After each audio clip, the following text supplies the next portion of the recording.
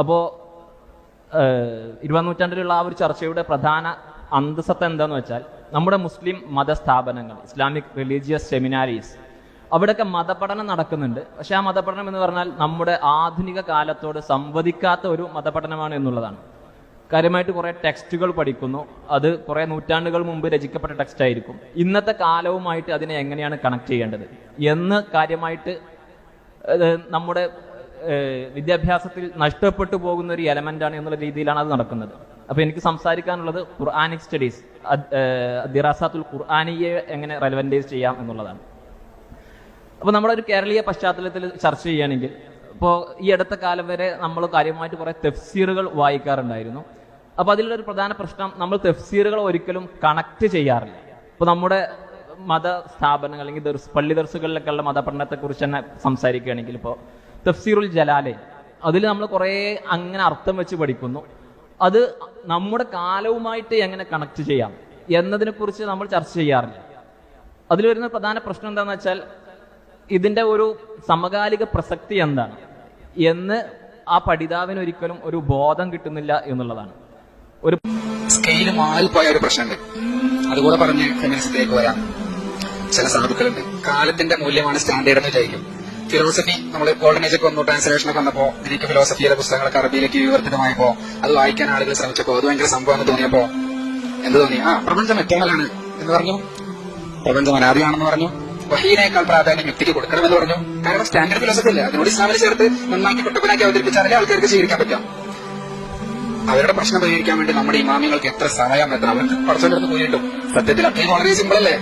ഈ സിമ്പിളായ അക്കീദയെ സ്ഥാപിക്കാൻ എത്ര അധ്വാനം സമയമൊക്കെ നഷ്ടപ്പെടുത്തി ഇവർ. ഇമാമികളല്ല, ഇമാമികളെ കൊണ്ട് ആ സമയം നഷ്ടപ്പെടുത്താൻ ഇവർ കാരണമായി. എന്തുകൊണ്ട്? കാലത്തിന്റെ മൂല്യം സ്റ്റാൻഡേർഡ് ആണെന്ന് തെറ്റിദ്ധരിച്ച് ഇസ്ലാമിനെ നന്നാക്കാൻ ശ്രമിച്ചു. കുറെ കഴിഞ്ഞപ്പോ ഫിലോസഫി ലോകത്തിന്റെ മൂല്യമൊന്നും അല്ലാതായി, സയൻസായി ലോകത്തിന്റെ മൂല്യം. അപ്പൊ എന്ത് പറഞ്ഞു? അബാബിയിൽ പക്ഷികൾ ചിക്കൻ ബോക്സ് ആണ്, മൂസാ നബിയുടെ വടിയിൽ മോചിതത്തില്ല, ആഴം കുറഞ്ഞ ഭാഗം നോക്കിയിട്ടാണ് നടന്നുപോയത്, ഫിറോനിന്റെ വെടിയില്ലാതെ പോയി എന്നൊക്കെ പറയേണ്ടി വന്നു. കാരണം കാലത്തിന്റെ മൂല്യമല്ലേ സ്റ്റാൻഡേർഡ്, അതനുസരിച്ച് ഇസ്ലാമിനെ അവതരിപ്പിക്കണ്ടേ. പിന്നെ ലോകത്തിന്റെ മൂല്യം ശാസ്ത്രമല്ലാതായി മാറി. കാരണം ശാസ്ത്രം മൂല്യമാക്കി പിന്നെ സയന്റിഫിക് റേസിസം വന്നു. പരിണാമപരമായി കറുത്തവർഗക്കാർ പുരോഗമനം കുറഞ്ഞവരാണ്, അവർ അല്പം കൂടി പരിഗണിക്കാനുണ്ട്, അതുകൊണ്ട് അവരെ നമുക്ക് കൊടുക്കാം എന്ന അർത്ഥത്തിലേക്ക് ഒരു യൂജനിക്സ്, അംഗവൈകല്യമുള്ളവർ, അടുത്ത തലമുറയെ ഉൽപ്പാദിപ്പിക്കാൻ ശേഷിയില്ലാത്തവർ, അവരെ വന്ധ്യംകരണം ചെയ്യണം. അങ്ങനെ വന്നപ്പോ മാനവികത ഉയർന്നു വന്നു. സയൻസ് അല്ല വേണ്ടത്, ഹ്യൂമനിസമാണ്. ഇന്ന് ലോകത്തിന്റെ മൂല്യം ഹ്യൂമനിസമാണ്. അപ്പൊ ഇതിനോട് ചേർന്ന് ഇസ്ലാമിനെ എങ്ങനെയെങ്കിലും അവതരിപ്പിക്കാൻ കുറെ ആളുകൾ ഇങ്ങനെ ശ്രമിക്കും. നിങ്ങളുടെ മനസ്സിൽ ചില മുഖങ്ങൾ വരുന്നുണ്ടാകും. ഇതിന് 4 ഘട്ടമുണ്ട്. 1-ാം ഘട്ടം മദ്ഹബ് നിഷേധം. ഇമാമിങ്ങളൊക്കെ പുരുഷന്മാർ, അതുകൊണ്ടാണ് ഇസ്ലാമിലെ നിയമങ്ങൾ ഫെമിനിസ്റ്റ് ലോജിക്കിൽ സ്ത്രീവിരുദ്ധമായത്. അതുകൊണ്ട് അവരെ റെസ്പെക്ട് ചെയ്യണം, അത് മാറ്റിവെക്കണം. ഈ കാലത്ത് നമ്മൾ പുതിയ ഇസ്ലാമിനെ ഉണ്ടാക്കണം. കുറെ മുഖങ്ങൾ മനസ്സിൽ വരുന്നുണ്ടാകും. മുഖങ്ങളോട് ഇരുന്നോട്ടെ, വിഷയത്തിലൂടെ നമുക്ക് സഞ്ചരിക്കാം. മദ്ഹബ് നിഷേധത്തിന് 2 വഴിയുണ്ട്. ഒന്ന് നജ്ദിയൻ വഴി, ഷാഫിഈ ഇമാമിനെ പറ്റുമെങ്കിൽ എനിക്കെന്തുകൊണ്ട് പറ്റിക്കൂടാ എന്ന ചിന്തയുടെ വഴി. അതിനെ പിന്നെയും റെസ്പെക്ട് ചെയ്യാം, കാലത്തിന്റെ മൂല്യത്തിനോട് തുലനം ചെയ്യലല്ല. മറ്റൊന്ന് ഈജിപ്ഷ്യൻ വഴി, കാലത്തിന്റെ മൂല്യത്തിനനുസരിച്ച് വ്യാഖ്യാനിക്കുന്നതിന്റെ ഭാഗമായി. ഇതിന്റെ 2-ാം ഘട്ടം അങ്ങനെ ഖുർആനിലേക്കും സുന്നത്തിലേക്കും മടങ്ങി നോക്കുമ്പോ ഇത് ബന്ധം മതി. അപ്പൊ പിന്നെ 2-ാം ഘട്ടം ആ ഹദീസുകളെ, വിമർശനം നേരിടുന്ന ഹദീസുകളൊക്കെ നമുക്ക് ലഈഫാന്ന് പറയാം. അപ്പൊ രക്ഷപ്പെട്ടു. ഹദീസുകളെ ലഈഫാക്കൽ ഇബാദത്താണ് അല്ലെ? ഹദീസുകളെ ലഈഫാക്കിയതിന്റെ പേരിൽ ഇമാമിങ്ങളെ നമ്മൾ ഇന്നും റളിയല്ലാഹു അൻഹും എന്ന് പറയുന്നു. എന്തിന്റെ പേരിൽ?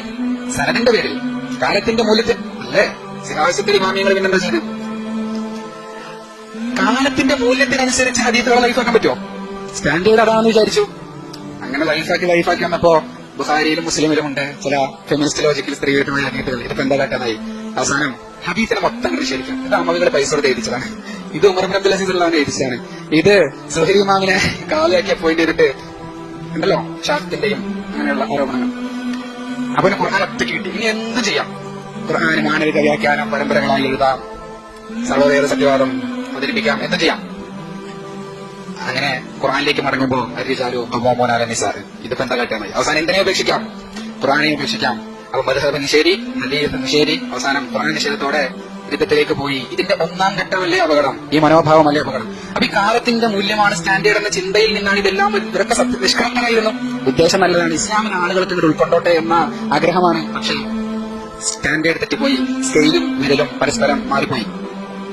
അപ്പോൾ എന്താണ് ഈ കാലത്തെ പണ്ഡിത ദൗത്യം? പണ്ഡിത ദൗത്യം സ്റ്റാൻഡേർഡ് ഇസ്ലാമാണ് എന്നും ഇതിനോട് എതിരാകുന്നത് മാലിന്യമാണ്, മൂല്യമല്ല എന്നും പറഞ്ഞുകൊണ്ടേയിരിക്കലാണ്. ഇതിനോടാണോ നിങ്ങൾ ഇസ്ലാമിനെ തുലനം ചെയ്യാൻ ശ്രമിക്കുന്നത് എന്ന പൊതുബോധത്തെ ക്രിയേറ്റ് ചെയ്യലാണ്. അങ്ങനെ ആരെങ്കിലും അനന്തരസത്ത് വീതം പറ്റുമ്പോ ആധുനിക കാലത്ത് പ്രശ്നങ്ങൾ മനസ്സിലാക്കി ഖുർആനിലെ നീതി എന്ന അടിസ്ഥാന തത്വത്തിനോട് ചേർത്ത് തുല്യമായി വിധിക്കണം എന്നൊരാൾ ഫേസ്ബുക്കിൽ പോസ്റ്റ് ഇടുമ്പോ അങ്ങനെ ഇടാൻ കൈ പൊന്തരുത്. കാരണം പൊതുബോധത്തെ ഇതിന് വിരുദ്ധമാക്കി അവതരിപ്പിക്കണം.